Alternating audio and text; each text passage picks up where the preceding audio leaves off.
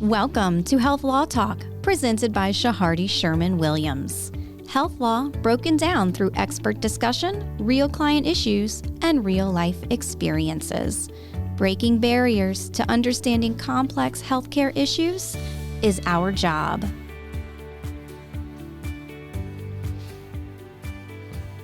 And good morning, everyone. Good afternoon, whenever you're listening to this. This is another edition of Health Law Talk here at Shahardy Sherman Williams, where we're bringing the latest and greatest in health law discussion, policy, and then just general information. In the studio with me today, Rory Bellina. Rory. Good morning, everyone. And today we have a special guest, Dr. Matthew Bernard. How are you, sir? I'm doing very well. Thanks so much for having me, Conrad and Roy. Well, we are absolutely happy to have you here. I think this is a fantastic show, and you're a fantastic doctor. You've done a lot. You could say that.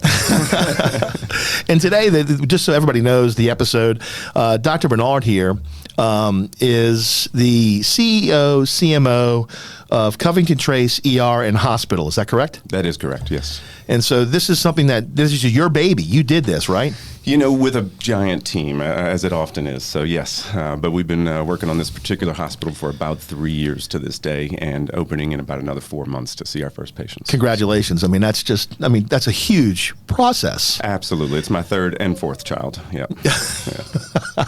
So for everybody, let's get a little background. Dr. Bernard, tell us a little bit about you as a physician, your history and your journey to CEO, CMO of Covington Trace. Yeah, I think my path has been probably a little unusual. I was a mechanic. I was a welder. I never thought about being a doctor a day in my life until my son was born.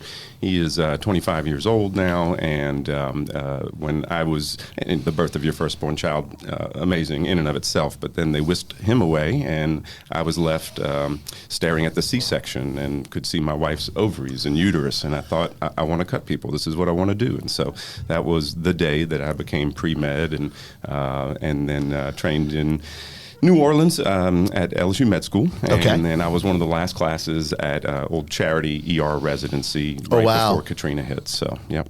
So you were involved during Katrina, and you were in the military tents and all that. You were neck deep in that. Yes. I wasn't at Charity when the storm hit. So, right. It was a contra flow thing. I went out of town dating a OBGYN actually in Georgia, but then I saw the levee break. I was actually at her hospital while she was doing a delivery, and I'm from New Orleans, though I know what it means when the levee breaks. Right. In fact, my house in Lakeview took a foot of water on the second story from Katrina, and so I borrowed a Jeep that had a snorkel on it and got my dad's gun and a bunch of peanut butter and water and drove back through Katrina. Actually, on I-20, I came back through the storm, rushing in. I was brand new young ER doctor. I was going to save everybody. That was my plan. So it was a interesting time for sure. I mean, he's got that gung-ho attitude, Rory. I could see it. Yeah, that's really interesting. I never knew that about you. Now, I mean, like every time we have someone on the show, I always learn something new. That is, but for people who've never been through Katrina, and I don't want to belabor Katrina because, people have heard enough about it, but I could tell you, being on the front lines, because, as you know, my wife's an ER physician, and she was on that front line too. Mm-hmm. It's something that it's hard for people who've never experienced it. It's very difficult to just describe that. Yeah, absolutely. So you went through, you practiced after that. What facility did you stay here in New Orleans? There was a very brief several months where I actually went to Atlanta. The Emory program took me in, so I practiced a little bit at Grady, but very quickly our program here got up and running again, came back in. We were at the tents and then continued training. We flexed a little bit down to Houma, down to Shawbear, a little more than usual. We also flexed to Ochsner Main campus a little bit more, and but then the program continued to get better and better, and so finished up residency in New Orleans, and then even before I left residency, I started leading other emergency departments. So I became the director of another LSU ER, and I guess I just like to fix things, whether it's cars or planes or boats or people or houses. So a little bit of ADD, like a lot of ER doctors probably. So just a touch. Well, that's a good thing because from what I understand, ADD ED folks, have the ability to do a lot of multitasking, So functioning high level, you definitely got that going on. That's good. That's great. So tell me your journey as a clinician,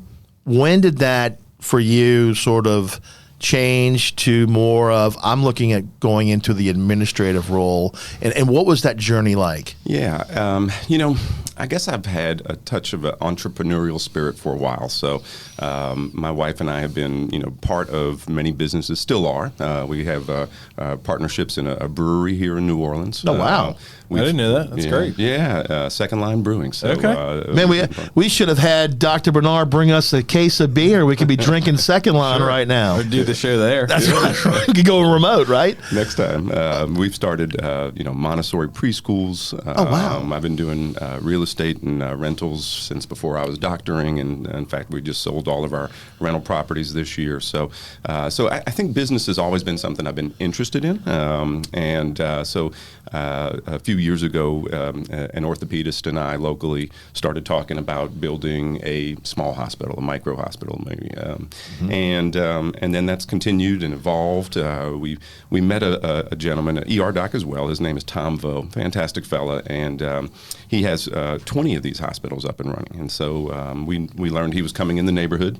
We didn't want to particularly compete against him. And then we went and visited one of his facilities in Alexandria. It's been up and running for about 2.5, 3 years. And the design was amazing. Tom Vo's amazing.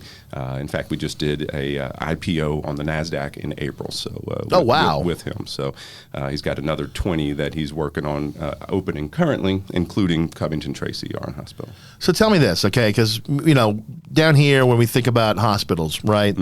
We think about two major players, LCMC and Ochsner. Sure, absolutely. And so what is a micro hospital? Because some people might not know what that is. What does that mean? Yeah, and I definitely don't want to beat up on Ochsner or LCMC. Oh no, I'm not. But it's a new term because some people might not know. Well, all they think of is, I got to go to EJ, I got to go to Ochsner. Yeah. And when you say micro hospital, some people might not understand what that is. I think the easiest analogy for me is if Ochsner's Home Depot, we're the Ace Hardware. So imagine a whole hospital just shrunk down in size. Our particular hospital locally here is on about 3 acres, 21,000 square feet.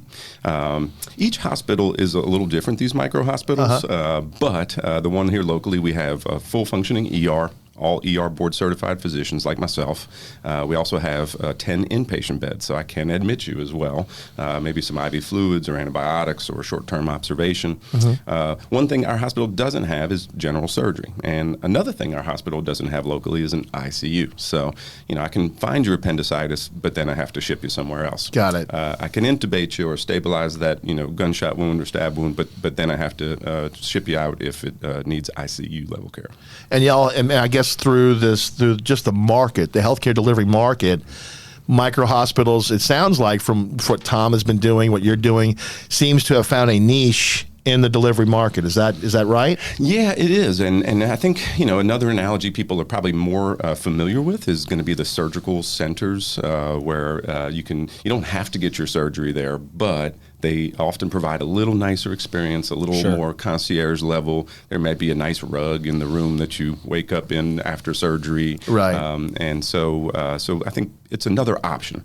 And it's nice to have other options. Ochsner, LCMC, we're not going to put them out of business, but it is nice for patients to have a third option to go to. And we are smaller, so we can provide that higher level of service. I mean, in a nutshell, we're going to spoil 30 patients a day rather than trying to cram 150 patients a day through the ER. So I think a lot of people can relate to that. Yeah, absolutely. I think, and from what you're seeing, for example, you mentioned Alexandria is up and running. Correct. From what you're seeing in the hospitals, not necessarily in Covington yet because you're not open yet. Correct. But how is that faring in Alexandria, for example? They're doing really well.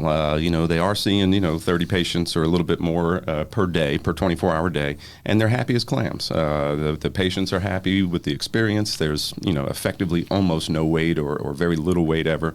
And I'm sure people like that. Yeah, the staff can take a little more time with you. I mean, my whole career is we've been pushed to get patients in Right. and out of the ER so we can get another person there. And all of a sudden, you can take a little more time and, spend a little time. And maybe maybe they want to get to the game in 45 minutes, and I can do that as well. But maybe you want a little numbing medicine before you get your IV, and that takes an extra 15, 20 minutes. That's not something you're going to be offered at a big box kind of hospital typically. Agreed. And so I'm sure there are a lot of providers who are going to listen to this, and I'm sure you've gotten this question. I'm going to ask it to you. They're going to scratch their head and say, okay, that sounds really great. How in the world can I get in on this? What would you, if say you were at a coffee shop, one of your friends says, hey, you don't want me calling you Matt. No, not at all. Yeah. Hey, Matt, I'm watching what you do. This sounds really awesome. I want in. What can I do? How would you respond to a provider if they say they want to do this? Yeah, I think this might be sort of the early stage or the infancy of these micro hospitals. Initially there were these urgent cares, and then there became freestanding ERs, and now your freestanding ER can also admit you as well. That's kind of the evolution that I see. And the great thing about this is it's very reproducible. Now, it's really great to be with a partner like Tom Vo, who's done this, who's created these, and also learn from that experience. But, just like these small hardware stores, you're going to see a Home Depot, you're going to see a Lowe's, and then you'll also see these small hardware stores, dotting the town all over the place, because I think there's a happy coexistence there. A long time ago, you had the doctor would show up to the patient's door with their leather bag, right, and there literally and figuratively was nobody in between the doctor and patient. I would say, largely the pendulum is on the other side of the equation now, and there's tons of executives and administrative assistants. Well, those people have to get paid, and they get paid off of the doctor's billing for the most part. And I've heard that too, by the way. I've heard, I was in hospital administration, and I was, 20, 25 years ago when but I wanted to ask, when you look at the administrative apparatus, right, even at the larger systems, how many VPs do you have? How many committees and so forth? And you're right, all those people have to get paid. So do you find that micro hospitals like yours at Covington Trace can cut through that and sort of, bring back that doctor-patient relationship that I think people are craving? Absolutely. Our organization chart is flat like a board. I've got a right hand, I've got a left hand, so my CNO and my facilities administrator, kind of a COO. I've got a marketing and business development. But after that, there is no more depth. It's just everybody flat. So we're not looking like a spider web or some big old pyramid, right? No. And another beautiful concept in this model is that the physician, my ED partners, like myself, we are all partners and owners of this hospital. And so 24 hours a day, 7 days a week, when you show up to our hospital, you're going to meet an owner of the hospital taking care of you and your family, all board-certified ER docs, and who more motivated to give you that great experience? We're bringing back the doctor in the leather bag directly to the patient again. Was that the purpose when you started doing this? Was that the intent? Yes, and also to explore a better degree of service. Now, listen, most things come down to service. I think as attorneys, you're providing a service. If I'm working in a restaurant, I'm providing a service. Now, we provide a fancy service. Don't get me wrong, we do some pretty aggressive things sometimes. But I trained at Charity. A lot of my docs did. But is there something above you just didn't die? And don't get me wrong, we got to make that happen, right? That's the bare minimum. But what else could we offer? Could we offer numbing medicine in your wound, even though you're 40 years old? Could we offer numbing medicine before you get your IV?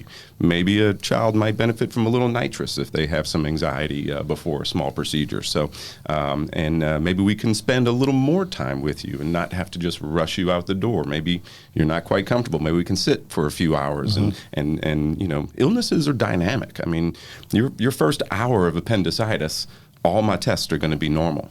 The next day, it's going to be very obvious. And so the dynamics of medicine and illness benefit sometimes from taking a little more time and not just rushing somebody through because your CBC was normal. So, Dr. Bernard, I wanted to piggyback kind of on Conrad's question. Yeah. There had to have been I think, a moment or an instance in your professional career where you thought, maybe I don't like the way that this current big hospital model is set up, or I think I can do it better? Is that what led you to do this? And what was that moment for you that pushed you towards doing this? Yeah, I remember as a resident, there was a director of the ER, and I was always bugging him with ideas that I had to make things better. How can we better educate? Why are the patients waiting so long out there? How can we improve the flow and efficiency? And so I guess it started pretty when I was a wee young doctor, that recognizing that I thought it could be done better. And so, most of my career in emergency medicine has revolved around fixing broken emergency departments or ones that needed help with efficiency. When I was even a younger doctor at Old Charity, there would be patients waiting sometimes 24 hours in the waiting room or even longer. At some point, and appropriately so, we realized that's not good care. And so even if we're doing everything right, once you get back in the ER, if it takes us 24 hours to get to you, that's not good. So a lot of times I've been going to hospitals or emergency departments that had 2-hour door to doctor time, or over an hour door to doctor time. And I don't think that's appropriate. If you come in with an emergency, the patient's not supposed to know if that chest pain is heartburn or a heart attack. That's our job, and we have all these fancy tests. It is also our job to get to them as quickly as possible. And so through that process and exploration, I've continued to wonder, how can we do it better? What can we do better? I want that ER visit to be just like a fine dining restaurant experience. You walk in the door, you're greeted by a host or hostess. You're brought to your table/bed, and then you meet your server/doctor. And so it is a fancy service. I love patients to be shocked that this was an ER visit, to be able to make them laugh a little appropriately, to ease some of the stress. I mean, it's scary sitting in a waiting room, and you've got, it's an ER, right? I mean, we deal with everybody from the Pope to homeless, and so but sometimes there are schizophrenics that are having an exacerbation, or people on drugs or withdrawing, and people hacking up a lung, and now you're trying to get your baby to the back to get tested for something, and you're worried, are we going to get sick or mauled while we're waiting in this waiting room? So what was the feedback that you received when you went to your supervisor or director and wanted to make changes or had better ideas? How did that go? The first couple of times he entertained me, and finally he said, "Matt, maybe you need to be a director." And so because that's what the ER directors are in charge of, and they're leaders and designed to get better patient care, better quality, better efficiency. And so he actually introduced me to the medical director of a hospital, Lollycamp in Independence, Louisiana, and that was the first ER that I became the director of. And I think I didn't know what I was getting into, but I definitely had an idea of how I wanted the experience to be. And it was a great place to learn, directing. I directed Turo's ER for just under 7 years or so. New Orleans East ER I was the director of for a year to help them stabilize a little. And then also I was the assistant director of Bogalusa's ER. So lots of ER experience. But, I was a mechanic in the Air Force. I'm a people mechanic now. And ERs and hospitals also sometimes need fixing too. So what's the patient feedback that you see when they come to a Covington Trace or another? Well, he hasn't opened up yet. Correct. Correct. If they come to a smaller micro hospital, what did they say, or what's the impression that you get from them compared to going to a bigger system? Yeah, I think they just absolutely love it. I mean, first off, not having a wait or very little wait. I mean, that's brilliant. Not having to hang out in the waiting room for 4 hours to get back to, get whatever it is investigated appropriately. So, and then also that little more personalized touch. The niceness, the compassion, and the empathy tends to be a little different. I've seen a lot of ERs, worked in a lot of ERs, and Sometimes people get ground down a little bit. I mean, the last few years in particular have been a little funky. I mean, COVID and the Sure. pandemic, even the ongoing now, the flu and the RSV and the COVID. There's a lot of things putting a lot of pressure on people, and I love what I do. But if I start doing too many shifts, it starts to wear on me too. So this is just a more focus on empathy, more focus on a higher end service model. Is is Covington and these micro hospitals that y'all are setting up, are the patients just strictly coming in through the ER, or if I'm a physician owner, say I'm some other specialty. I mean, I don't know if you have. Is it only ER specialties, or do y'all have orthos or other doctors instead of different specialties where they could I'm going to schedule my surgery at the hospital.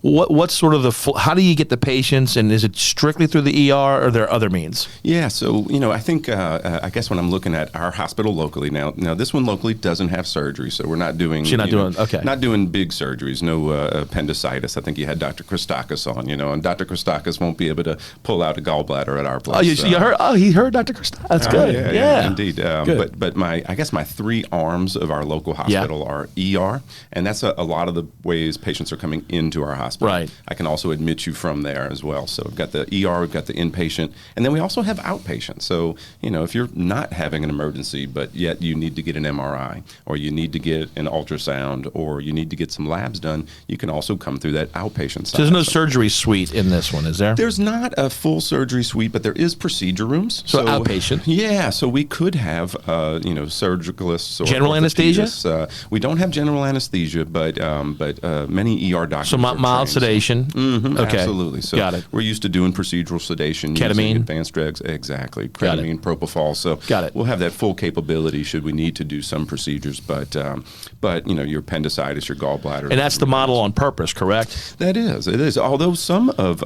Tom Vo's facilities do have an operating room. Oh, so, okay. That's the tricky thing is each of these hospitals is sort of siloed and unique. There's some things we're doing with Covington Tracy RN Hospital that I don't know of any other hospital that's doing some of these things. Can you say what that is? I don't want to. Again, I don't want to get into proprietary things, but is this something you can talk about? I'd like to hear what that is. Absolutely. 3 years ago when we started the idea, we started with a blank piece of paper, and we said, let's not cross off any ideas. What can we provide in terms of experience? One of the things that we're doing is I have doors from the externally that enter into the ER rooms. I also have doors on the inpatient rooms directly outside. Now, don't get me wrong, I think this is a security risk, and so I consider these doors completely closed all the time. Right. And they will be so, but with exceptions. And so let's say maybe coming into the ER, well, there's a couple of ways we could use them, but let's say you come into the ER traditionally, you walk through the waiting room, we triage you, and then we find out you have maybe a COVID or flu or RSV. One option is I can let you out of the room. And so in an efficient standpoint, that's nice. And you're also not going back through the waiting room with your known diagnosis of COVID, exposing more people than you right. need to. That's really interesting. I can also do sort of the flip side of that. So, there's certain people that might be particularly fragile, maybe immunocompromised, maybe small babies. Mm-hmm. And that waiting room becomes a much more dangerous place. Maybe the mom of a 3-month-old. So you can walk them outside and put them in a room. Even better than that, I can send you a code to your phone, and you can swipe into room 2 and come directly into the ER, and then my staff's notified you're there. On the inpatient side, there's some really interesting uses too. Now, let's say I've never heard of that. Have you heard of that? This is brand new. I feel like I'm walking into like the suite, right? Yeah. I mean, wow. Yeah, okay, yeah. That's interesting. On the inpatient side, I have a couple of rooms that are even extra big and extra nice, these VIP rooms. They'll have desks and all these kind of things, but they have these fancy doors. And so let's say you're admitted and you're getting your IV fluids or antibiotics overnight and you're watching Netflix. I can send a code to your wife or spouse or child, and they can swipe directly into your room and bypass going through the whole entire hospital. Wow. And so we have to be careful about these. I don't know of anybody else doing this. Not that I know of. I don't know. Neither do but that's a unique issue because I mean I think it's nice. I mean, imagine you don't have to walk through the halls and you can just go straight to the room. I mean, that's a very interesting dynamic. I like that. Yeah, so I think we've got some things that other hospitals just won't ever be able to achieve, and I'm excited because that's a service. I think the community is going to really enjoy that. Maybe is it VIP treatment? Maybe, but I think everybody that comes should get the VIP treatment. That's what our business is service. What outpatient, because we covered inpatient and even general surgery, which is not going to happen. Sure. What outpatient procedures do you foresee occurring at Covington Trace and others like that? Yeah, I'm interested because I'm again trying to not cross any ideas off the list. Got it. So one of the things that I've been seeing that some of our local community members have expressed an interest in is sort of these I might call them executive health screenings. So you're not having an emergency, but you're trying to get the most out of your life. I mean, people are living longer and longer these days, and we have some really great testing available to help that. And so some people are having to go out of town to different states to get these, I've seen things like whole body MRI. I know exactly what you're talking about. I've seen a full screen on labs, a full MRI, the whole bit. These whole, like a wellness exam on steroids. Exactly. Some of these take 2 or 3 days. Right. You might do a sleep study overnight. And y'all plan on doing that? Is that what y'all are thinking? We are investigating it now and would like to do things like that. I think it's what the community wants, and it's my job to consider from the patient's perspective. Let me just say this. Because I heard this on another podcast of someone else, Rory, that you and I both know, and they were promoting this. Okay? Sure. And so I just for giggles, and Matt, just for you, I literally researched in Louisiana if anything like this is offered, and it's not. No. Anywhere. It's in Texas. You can go to Texas and get it. Yeah. But if you wanted a full, I mean, unless your family's a physician, right, and you have access to a magnet that the tech you can rely on, I mean, there's no way you can get this anywhere. No, well, that's a very interesting. And I know more people are interested in that. I know that absolutely, and then there's little things that we can add to that as well. I've got a local person that we're talking with now that she makes great healthy food. She's got a food delivery and catering business. They're going to help us to design a custom menu for our patients, and so maybe when you're coming to get that executive health screening, maybe we start your day with steak and eggs, and I might have to get one of these. I could probably use one of these bad. My wife would tell you that. We want to make this enjoyable. I mean, if an ER visit can be enjoyable, we want to make it enjoyable. If we can help extend people's lives by maybe catching something a little early, we want to do that. That's our business. That's interesting. I mean, I know that's not anywhere in Louisiana. I know that. No, that's why we're looking at it. Community members have asked me and said, "Hey, I have friends and myself. I'm heading up north." They want to know, right? They want to know, hey, if I can head something off at the pass, why am I waiting to be reactive, right, on a PCP gatekeeper model? Absolutely. Why not go proactive? I want to know now. Sure. Yeah. Listen, not everybody will want to do it, but there are people that will want that kind of information. Interesting. And yeah. So y'all basically, you've taken urgent care, outpatient, ASC, outpatient, and you've taken freestanding ER, and you bottled it up and you stuck it, and that's the hospital. Yeah, with some flowers on it. I mean, just and doors, right? Doors, yeah, fancy doors. Yeah. And when you get admitted, you're probably going to get a bathrobe. There'll be some flowers in your room. some big fancy smart TVs, and we might be able to bring some consultants directly to that ER room, to the inpatient room. I'm not taking anything off the list. Interesting. If it can benefit patients. So one thing that I know that we wanted to get to is the money behind this, because I think that's I'm sure a lot of people are thinking that is, who's going to pay for this? Are the patients going to pay for it? So can you walk us through what the model is that you're using from that aspect? Yeah, absolutely. I mean, it has to be sustainable. So, I mean, when we open the doors, we're not going to win in a year. Our win is by staying open forever. And so that means it has to be sustainable. Now, we don't have all those executives, administrative assistants, and so we don't need as many patients. So we don't need everybody. We just need, a certain number per day. And that's a very doable thing for us. The other thing, and there's a little difference at a lot of Tom's facilities, but I know one of our plans is to take primarily commercial insurance or private pay. And so, we'll have a list of services. I mean, let's say you've got no insurance, but if you have a Visa card, you can get a pretty thorough workup. In fact, almost the whole 9 yards for, about $2,000. But that would include, MRIs and CAT scans and labs and everything. So, and I think about 10% or a little bit less elect to use private pay. So, but otherwise, commercial insurance is our primary sort of target audience, and the No Surprises Act. I know y'all have talked about. That was my next question when he starts talking about that. But go ahead. I don't want to cut you off. Go ahead. No, I'll lead you into it. The No Surprises Act was authored by Bill Cassidy, and I still think there's some issues with it. I think some of the insurance companies are using a loophole, and there still probably needs to be some better enforcement of some of those rules, but it's a new law, so I know things are happening a little slowly there. But overall, the No Surprises Act is designed so that patients don't get surprise bills, and so they're not going to get this crazy high explanation of benefits, these EOBs, and also when they see emergency and they swipe that insurance card, they shouldn't be surprised and get balance billed. Essentially, it makes everybody with commercial insurance almost in network when you go to an emergency visit. So anybody with insurance, commercial insurance, will be essentially in network. You'll have your copay that is between you and your insurance company, right, but there won't be any additional cost to come to our ER. You cut out the RAPS physicians. You cut out the separate entities within the hospital that separately bill. Mm-hmm. It'll be so. Let me ask you this: I've read now.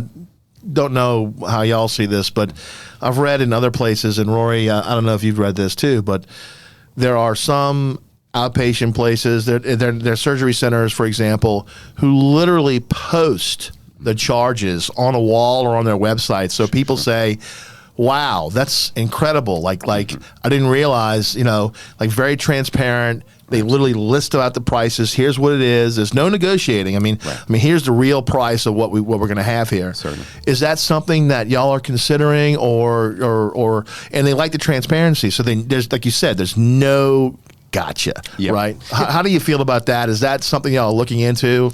Yeah, gosh, I guess I spent a lot of time in the restaurant business, so I tend to use a lot of analogies there. But literally, we will have a menu. Let's say that outpatient side. So that outpatient executive health screening, there's a lot of portions of it. Maybe you don't want the whole 9 yards, but maybe you're interested in, I don't know, an MRI of the brain potentially. So there'll be a menu with a list price, how much it costs to get that done in our facility. Gosh, if you came in the ER and let's say you had, I don't know, no insurance at all, and we did a medical screening exam and said, hey, we don't see any life-threatening emergency. Here's a list of our private pay, options if you'd like to continue further investigation in this. And so I think transparency is key. And for that reason, I mean, the No Surprises Act, I believe, is a very noble act. It does benefit patients. If you did do that and put it like a price list, like a menu, like you're talking about, I think you would be the first facility in Louisiana to. Would you say that, Rory? Yeah, I don't know of anyone doing that. Yeah. Well, we aim to break some barriers here. This is not just old traditional. I mean, I'm being serious. I don't know any facility, outpatient, ASC even, or any rural hospital, freestanding, that's doing. Maybe I'm wrong. Do you know any? I do not know of any. None. Mm-hmm. That would be landmark, that's for sure. Yeah, we are trying to break down barriers in terms of the expectations and what we can provide and offer and the way we can provide that. I think some of your other private hospitals might be like, wait, what are y'all doing over there? So what are some of the pitfalls or the shortcomings that you've kind of probably already anticipated, and you're that you're that's a great question. You know that you're going to face going into this? Yeah, I'll tell you. I mean, staffing is a tremendous challenge right now in healthcare. Our particular hospital at Covington Tracy RN Hospital is got a staff of about 75. So trying to find well qualified people, and we've got lab and pharmacy and security, registration, ER nurses, inpatient nurses.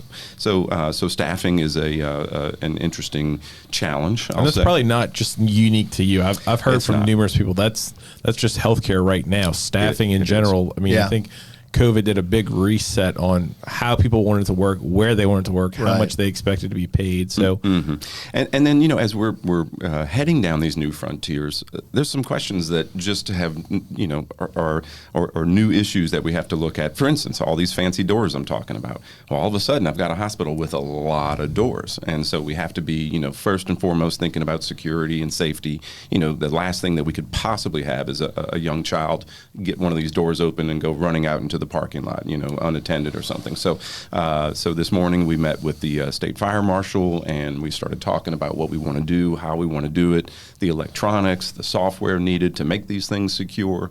Video cameras need to be probably more robust in our facilities, so we have eyes on who's coming and going. And so a lot of these things are not done previously. So, you know, when you get into uncharted waters, I think it does create more challenges because you got to get it right. And so so those are some interesting aspects. And then, you know, gosh, being a leader, taking care of patients. I mean, you know, that in and of That's itself another is a thing. So being in hospital administration, for me, it was on the private side, you know, and HCA, and so we always encouraged to get out and connect with the community. A lot of different roles here. So let me ask you. That's a good question. I wanted to ask you. So you're I know you're keeping the clinician hat on. Yeah, absolutely, I am. But as CMO, CEO, that's a different level. So tell me about the transition to that, and then what do you see your role is in the community to promote Covington Trace? How do you see yourself doing that? Sure. Well, you know, it's interesting. I think you see a lot of leaders kind of gravitate towards leadership roles. And so, you know, early on in my military experience, I think I was maybe 18 or so at the time, but I ended up in charge of all the Air Force personnel on Aberdeen Proving Grounds. I enjoy being of service to the people that I'm leading. And that's the way it should be, though. You know, I mean, people aren't working for me. It's a service industry. You're right. Yeah, I agree. I agree. So, and then, I think, you know, I guess almost all patients, all hospitals want to provide amazing care to patients, or they should. And so the patient first is a common motto set. And I get that, and I agree with that. But I also think you have to have a tremendous focus on taking care of your employees impeccably, and then they will deliver that high level of service. And I think it has to be in that order. First, you take care of your employees as perfectly as you can, and then they will deliver the results that you're looking for. So that you get them, and that was really critical, right? Yeah. The buy-in. Yes, exactly. And so how do you motivate 75 people, right, to buy into the Dr. Bernard's vision of Covington Trace ER and Hospital? Yeah, well, you know, I tell you, I think it's pretty easy because just like we're talking about, you know, we're talking about this vision, this idea to take care of patients and in a wonderful, beautiful way, compassionate and empathetic. And that's an easy idea to buy into. I mean, who doesn't want to be of service? I mean, gosh, every religion, even monks, I mean, at the end of it, if you boil it down and condense it, it's about service to others. That's what makes us feel good internally, and then it's a win-win. So I think, you know, describing the vision, repeating the vision, you know, the vision's in my dreams, literally. I dreamt the other night that I met Kenny Rogers. I told him about our hospital. He said, Matt, you're going to do great. I mean, it has become 24 hours a day in my brain, and I'm okay with that. I'm wondering, and I think this is interesting when you talk about this, when you cut out the administrative, what's the word I want to use? The tape, maybe. Yeah, the baggage, the bureaucracy. The baggage or the bureaucracy of a system or a hospital, right? Yeah. I would bet that the buy-in from the provider side is a lot easier when you tell them, look, we're on the same team. Yeah. And I understand as a practicing clinician, your needs, your issues, your worries, your concerns, you know, in terms of what you're looking for and how do we meet the goal of patient first. Yes, absolutely. You know, that's interesting. There was a really interesting study done, and they looked at people cleaning hospitals, and there were two different facilities, and they interviewed the people that were cleaning. They had the same job, they had the same pay, But the first group that they interviewed, that they weren't particularly high performing, and they asked them, what is your job? And they said, I clean toilets. Right. And they interviewed this other group that did seem to be more high functioning, high performing. And when they asked these same people doing the same exact job, what is your job? They said, we save lives here. Now, these are the people cleaning the toilets. They're the people sweeping and mopping, but they're part of that team that contributes to saving lives. They studied that group more, and they noticed that these people cleaning the floors and mopping, they talked about it. They would spend a little bit more time in that inpatient room if they didn't have visitors, if they looked a little bit lonely. They would help them get things to their car. That's what I guess I define as that high performing. And do you think that's directly attributable to getting rid of that bureaucracy of administrative, and do you think that's a key component, or do you think there's something else as well? No, I do think that is. I think you're bringing that owner, that doctor, back to the patient experience. You've got an owner there 24 hours a day, and you have to continue pushing that and driving that. That's really interesting. I mean, when you think about what he's saying, how many administrators do you need to stock a surgery, or how many administrators do you need to do an outpatient, or even admitting? I mean, when you're talking about admitting, how many people do you need overseeing admitting, right? Yeah. Right, and I think the big difference that you've talked about is that we know a lot of smaller surgery centers, not as many physician-owned hospitals now, kind of since that little the ACA on that, but I think the fact that you're going to have the physician owners there practicing, making operational, decisions is big, because I think when you get into some of these big systems, you've got the worker bees and then the administrative. Yeah, I'm Dr. 4256J. Sure. Yeah. Exactly. And if you need a certain screw or a certain widget, you have to go through 6 levels of approval. Requisition page 4, subparagraph, right. And go talk to this person, then it has to go before the board. And I think that by you doing cutting out all of that, I think it's going to be a lot more efficient of a model. And like you said, it's probably going to make people a lot more happy that work for you, that say, hey, if we need this, I'm going to buy it because I have the authority to do so. Absolutely. We have a monthly call, and for Alexandria, for instance, and every month you've got the doctors get on there.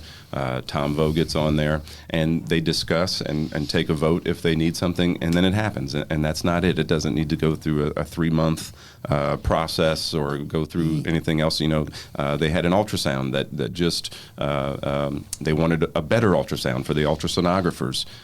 They talked about it on a call, and they got it, and that's it. And I've been at facilities where the ultrasounds are broken, or we need different probes, and oh my gosh, what you have to do to try to get a new machine or a better machine. I mean, hopefully it comes in years from now after they repair that one 15 more times. But that bureaucracy is tough to fight, and those kind of things take away from your time and attention to what we want to be doing. I mean, sure. Nobody got into medicine to be an administrator. I mean, we got into medicine to help heal patients, to be healers, and so the more time and focus we can spend in that direction, and not having to fight with an administration to get a new widget or ultrasound machine, that's going to make you happier. And then, happy doctors are going to provide much better service. Happy sure. nurses, again, that's where comes back to taking care of your employees impeccably, and then they will deliver that first-rate service. So what do you think? Let me ask you this, and I'm going to throw this up in the air here with you. And try and I know everyone has a perspective, and tell me what you think, and your personal perspective, not the Covington Trace CEO, but I want to hear what you think. Healthcare delivery 5 years from now, 10 years from now, are we still seeing large conglomerates, more consolidation, or are we seeing sort of what I would call a break, where physicians who continually, and this is a long hypo, if you will, sure. who continually have their ancillary revenue sources diminished, their reimbursement rates cut, consistently across the board. Yeah. Okay. Where do you see physician providers 5 years, 10 years, and how does that reflect in terms of providing care right. and the facilities that they provide the care in? Where do you see that going? Yeah, well, I guess what I see, it's going to be up to the patients. And so if the patients are enjoying the experiences at these smaller surgery centers or at smaller hospitals, they're going to come to those hospitals, and that's going to cause a shift. I know why the big hospitals are doing what they're doing. Profit margins are pretty tight, maybe running 1% to 3% even. And so they're buying up, I think Ochsner now has 47 hospitals. I could be mistaken about that, but a large conglomerate now. And I know why they're doing it, so they can get even bigger boxes of gauze, bigger truckloads of gauze. Economies of scale. Economies of scale to improve that really tight profit margin. But I do think that what I'm seeing so far is that people are enjoying these surgical centers when they can. They are enjoying these smaller hospitals and less weight. So I think that's going to drive the market, if you will. And I think the more physicians understand that this is a possibility. I think there's a lot of physicians coming out. They don't know what options are out there. They don't know that they can go work on their own. Back in the day, there was a lot more private practice, independent. That was probably the majority at some point. And today, it's not. Today, you see a lot more employees, and you're starting to see more non-competes and more restrictions placed on physicians. But I don't know that that's making physicians happier. I don't know that they're enjoying their work. I can tell you right now it's not. Right. I think Rory will echo the same thing. I mean, the first complaint I hear when is the non-compete. I mean, that is the number one problem aside from the comp model. Yeah, and it's an interesting problem because I recently spoke to a group of residents and did a quick poll of, where they were, interviewing or where they were looking at going. And the vast majority of them were going to or interviewing with the big systems because typically they have a better offer. A lot of them will have, student loan repayment, sign-on bonus, all those attractive things that get these young physicians in the door. But then you and I know the majority of them will call in a few years and say, I hate it. I'm tired of I'm this. ready to get out. I hate it. How can I get out? And my buddy, Dr. Bernard, is doing this really cool thing in Covington. I need to do something else because this is not what I signed up for in med school. This is not what I wanted to do, be tracking my RVUs and spending all this time documenting and constantly getting told that I'm taking too long in consultations. My surgeries aren't going fast enough. I'm using too expensive of products. Yeah, exactly. I think you're right. And let me just tell you this. Think of this, okay? And I know you're going with this. Covington Trace is a little bit different, but just from a healthcare delivery system standpoint, we are seeing a paradigm shift to value-based care, reimbursement, okay? And what that means is, for those listeners who don't know what that means is pay one price per episode of care. So it's more going to the capitated model to where I'm going to pay only this, and that's all you're going to get, right? But we're going to base it on value. That's the little buzzword, right? But yet, these big systems compensate physicians on all production. So in other words, you've got the go-go gadget. I want RVUs. I want more patients. I want more procedures. I want more. But yet now there's going to be a shift in value-based. So, I mean, look, this is just my personal opinion. I'm curious to see the market, how it reacts to that and where physicians are going to be 5 or 10 years from now. Are we still pushing RVU-based contracts on comp models, or are we shifting? And how is that going to react? I don't know. I don't know the answer to that. If I did, maybe I'd be in a different job. But it's an interesting dynamic. I mean, you follow what I'm saying here? I mean, I do, and I wish I had all the answers. But I know enough to know that it seems broken, and I think the patients feel like the system's broken. I think the doctors feel like the system's Guaranteed broken, they do. or could be better. So I wish I did have all the answers, but I do know that providing another option to patients. I mean, options are just never a bad thing. Well, I think you're doing just that with Covington Trace ER and hospital. I mean, that's the new option. It is. And we hope that you and the hospital succeed. Thank you. And we want to thank you for coming on our show. We really appreciate that. And we hope I've learned something new today. I don't know about you, Roy. Absolutely. I really like this model. You know, I want to bring Tom Vo on. I want to because he seems like another genius behind the model. So I mean, he is someone that sounds very interesting. So he's an amazing leader, and you know that's where it starts. It's kind of top down, and went to his Nutex headquarters in Houston recently, and my CNO and I were there, and after meeting with departments, different departments there over 2 days, and at some point he stopped, and everybody else had left the room, and he said, "These people are oddly happy. Everybody seems content." And I think that's what happens when you get, you know, good leadership, a little smaller vibe.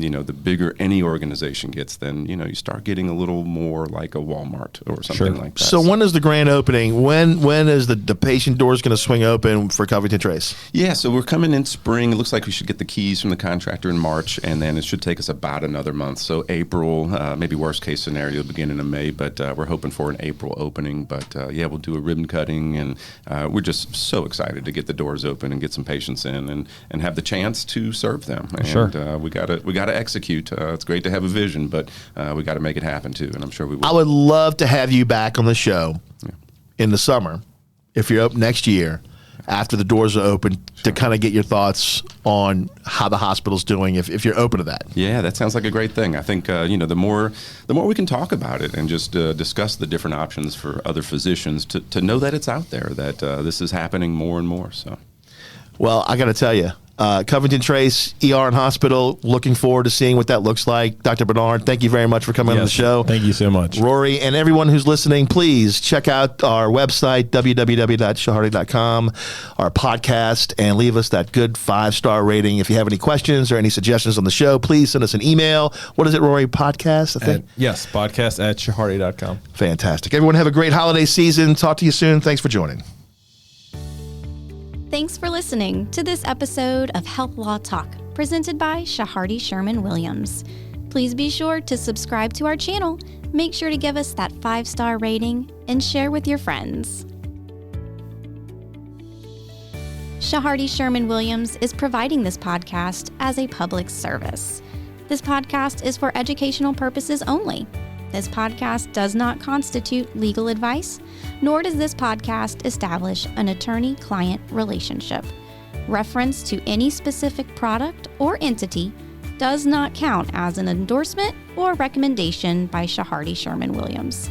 The views expressed by guests on the show are their own, and their appearance does not imply an endorsement of them or their entity that they represent. Remember, please consult an attorney for your specific legal issues.